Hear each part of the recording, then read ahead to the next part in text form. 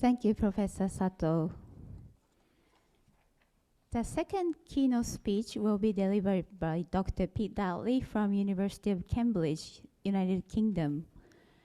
Peter Dudley is an education leader, writer, and researcher. Peter taught primary and secondary in London and abroad, and has held education leadership posts locally, nationally, and internationally. He directed UK government's primary national strategy and was leading the creation of London School-led non-profit Camden Learning, where he was a director of education from 2013 to 19. Pete introduced lesson study into the UK and has led its development through research lesson study, RLS. Pete was the president of the World Association of Lesson Studies from 2016 to 21 and is now immediately past president. Pete is now associate professor in educational leadership and learning at the University of Cambridge Faculty of Education. He develops and researches collaborative educational improvement in schools and works to bring about reforming school systems. He is a Hughes Hall Fellow, a member of RC Cambridge, and CEO of Camtree, a global platform that supports and publishes teachers' research. Pete Dudley, the floor is yours. Thank you very, very much.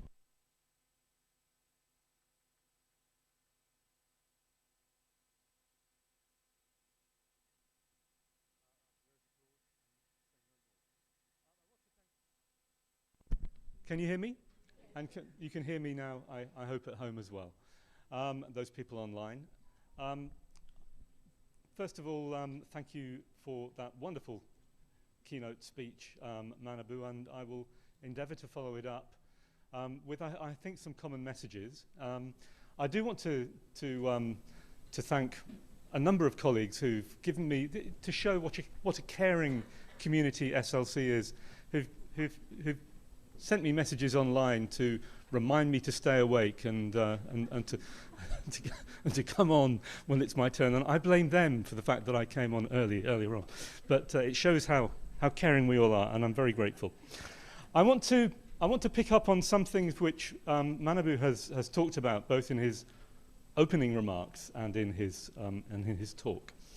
And they are the, I think, welcome move internationally away from, encouraging us away from an atomized, divided, separated curriculum of lots of different subjects with lots of different measurements, and to go back to thinking about what do we need?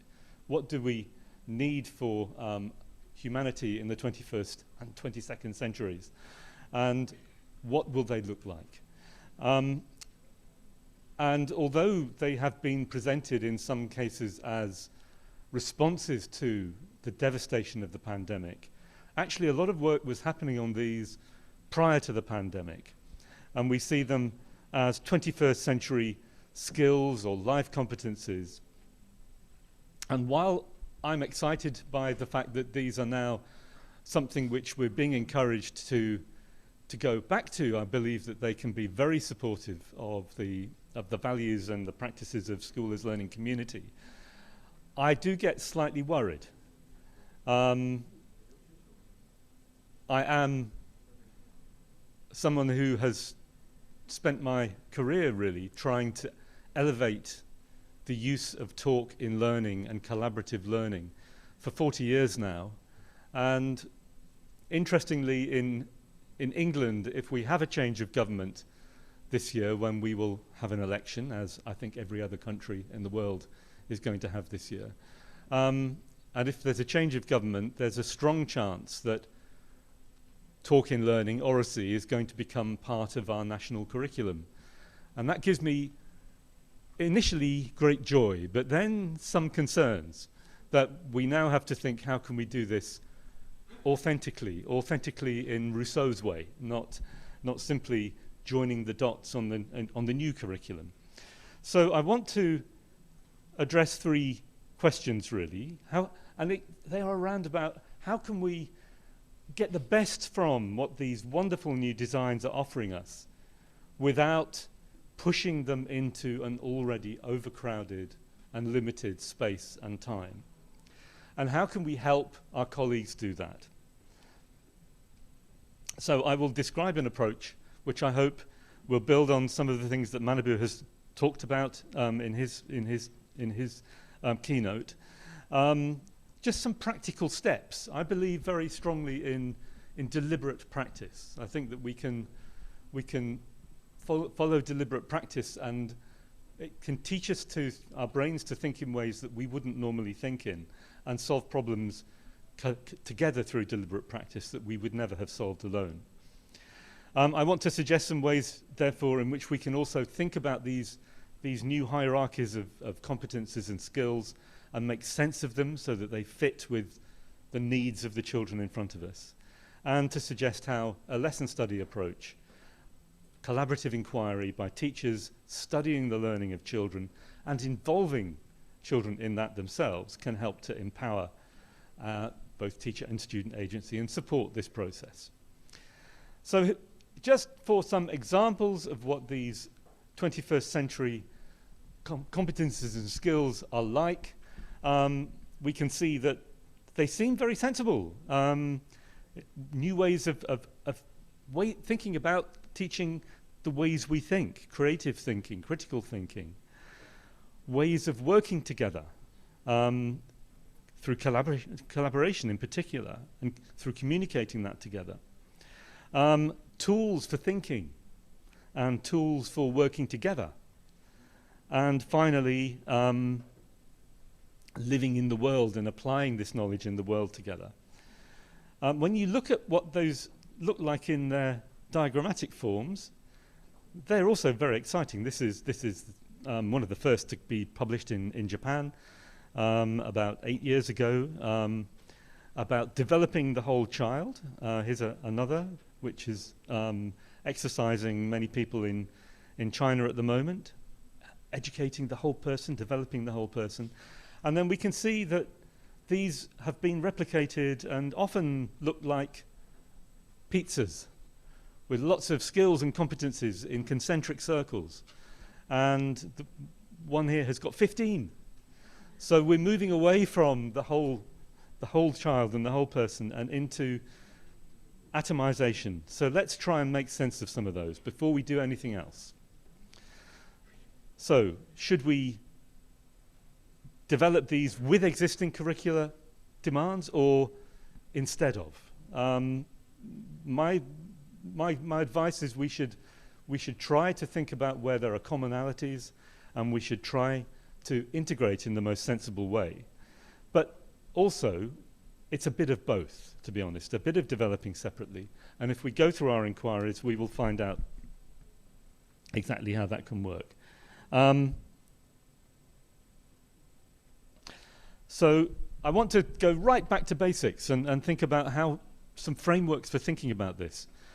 One is Bloom's taxonomy. How can we move from scaffolded, very constrained, practicing new knowledge to being able to have the confidence and the internalization to be able to apply and be creative with that knowledge? So we've got Bloom's taxonomy, from highly scaffolded to less and less scaffolding and more learner independence and agency. And along with that, we can see that the limitations in choice when we're heavily scaffolding learning for something new for learners can become unlimited choice. But there's a very important factor missing in this, which, again, Professor Sato talked about a lot, and that's how we feel about this as learners, okay? How do we feel when we're learning, and how do we feel when we're confronted with these tasks? And for that, I always go back to Maslow's hierarchy of need, because it deals with how we feel. If you're feeling safe and cared for, that's the most basic need we have to be able to do anything, to function, to learn. Currently, if you're sitting in Rafah in Gaza, you can have 3 PhDs. You will not be feeling cared for or safe. You will not be capable of learning or thinking in the ways that people in that kind of situation desperately need to think. You'll be thinking about drawing your next breath. So we need to create that sense of being cared for so that young people, particularly in situations as we saw yesterday, working together to solve really taxing problems, can have the belief that they can participate and help to solve them. So we've got the cognitive domain, the affective, the feeling domain, and then learner control and choice. Very, very important. And we can make sense of some of these competencies and 21st century skills. I've taken a group here and just grouped the most fundamental are curiosity, collaboration, socio-emotional learning. Things we see in young children's early learning classrooms and should be preserved all the way through to professional learning. If you look more foundationally at the next level up, we've got creativity, learning how to learn. I'm so pleased, Professor Sutty, that you said the word how and emphasized the word how. Often this is contracted to learning to learn. There's a how. The how is very important. But alongside that, communication, responsibility, intercultural understandings, and then we can move up into the higher of Bloom's levels, and we can get to critical thinking, developing that confidence to think and to think in public, well-being, innovation, literacy, action, citizenship. Let's take 6 and just look at the tool. Okay, we've heard about the damage that tools like computers can do when they're wrongly used. I'm going to take the one tool that Vygotsky called the tool of all tools for learning, and that's talk, which we've also been discussing this morning. What makes a good discussion? This is the most important slide I'm going to put up, okay, I think. It's also probably got the most information on, I apologize, but it's important to see these in one place. A good discussion for learning happens when people share relevant information, listen and engage critically, but constructively with each other and each other's ideas. Give reasons for their ideas. All actively, everyone participates. That includes listening, by the way. Checking understanding, asking questions, building on each other's responses. Always building, striving, if not finding agreement, striving for agreement and resolution. And that kind of talk is what Douglas Barnes, who I'm happy to say is still alive at the age of 97 and living in Camden, is exploratory talk. And exploratory talk can be the most conducive for collaborative learning, where the individual and the group learn more than anyone could have learned on their own. But this can be optimized. It can be optimized for learning. That kind of guarantees that learning will happen if you can make sure that the talk helps people to feel valued, that their contributions are going to be important. Everyone joins in. Everyone feels safe to take risks, say things which might sound a bit silly, but they're necessary to say.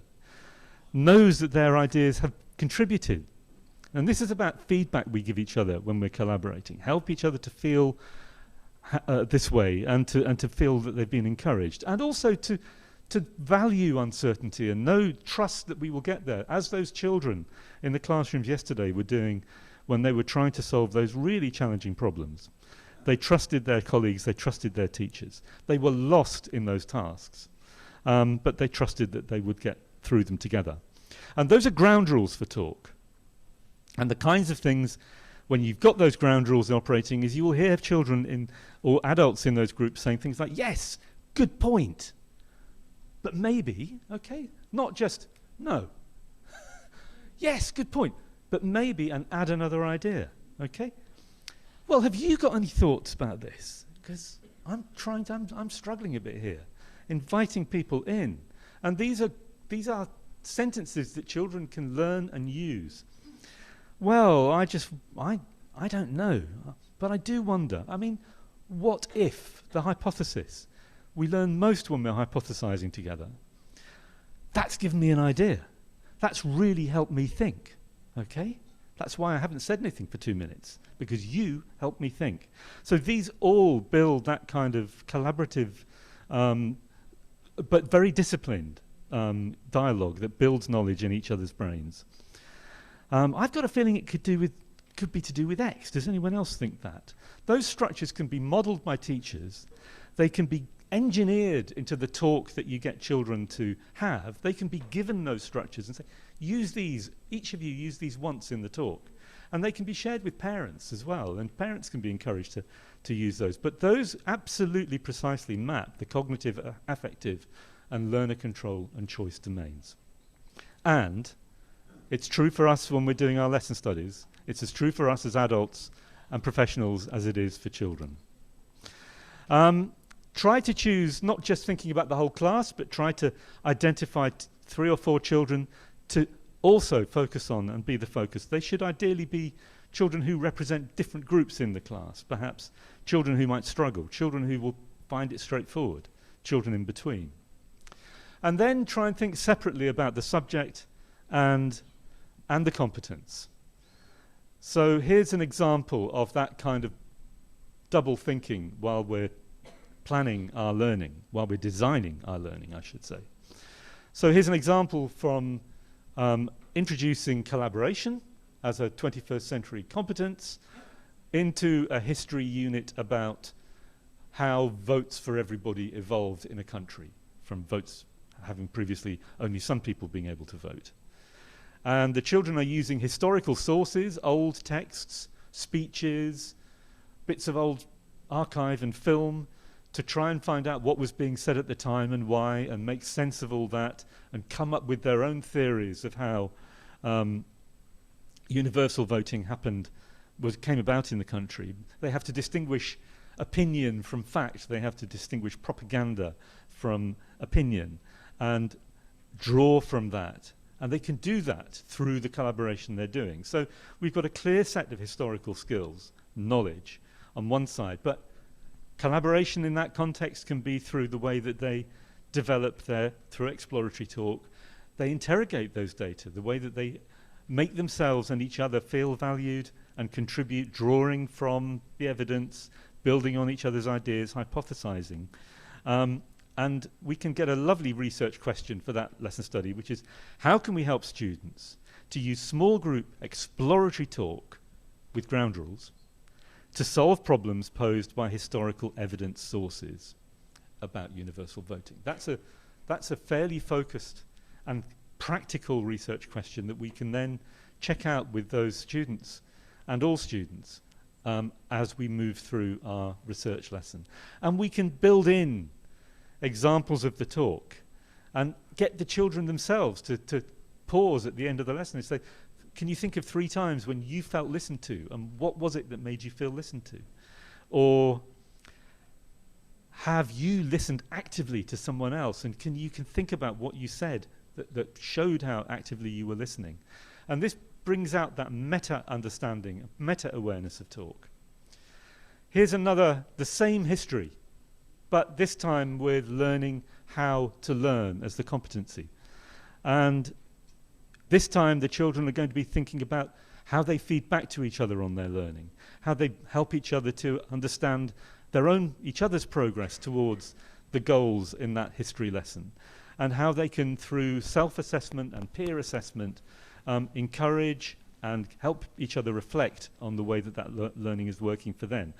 And so become more independent as learners through, perhaps paradoxically, through having become more collaborative as learners.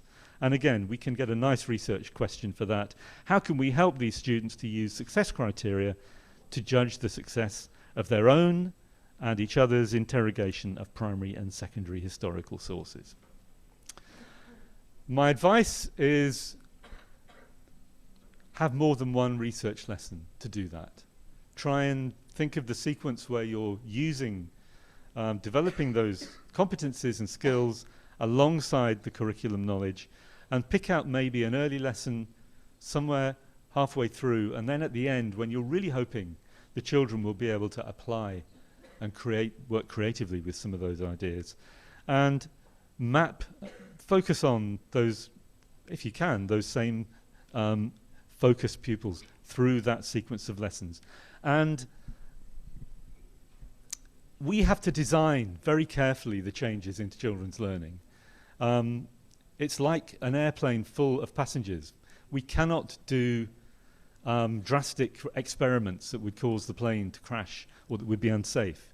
So if we do lesson study as design-based research, so every time we can just make small changes based on what we've observed from the children's learning that will improve that learning, we can make very safe but very, very effective changes. Involving the students themselves in it, as I've suggested, can help them become more independent and reflective about their own learning and development, and involving them in thinking about the things that helped them learn in the lessons and would help in future lessons, and giving students roles in that can do that further, and involving parents as well, as I've suggested, can create that cycle of collaboration, extend it beyond the classroom. These processes can be adapted not just for the 21st century skills and competencies. We can use a similar approach, thinking of the two things. The things we know we've got to teach because it's in the curriculum, but the fact that we need to help children in our class who do not speak Japanese as their first language, or the language of the majority of the children as their first language. We can use it for curriculum development. We can use it for formative assessment, to help children to learn to assess themselves and each other. We can use it for second language acquisition support. We can use it for helping learning of underachieving groups. And this is one of the key things about lesson study. A big study of involving 800 schools in England about 8-9 years ago was looking at what interventions not just improve children's learning, but actually close the gap between the learning of the rich and the poor, of the black and the white, of, in some cases, the girls and the boys. And there were very, very, very few interventions that did that. Most of them just preserved the gap. Lesson study was one of 3 that was, and it was the only one that was cross-curricular. The other 2 were both very, very rooted in mathematics. So lesson study, when you're focusing on the underachieving children, the case-based knowledge you develop can help create a curriculum that operates for the good and the achievement of all pupils and all teachers professionally. Thank you very, very much.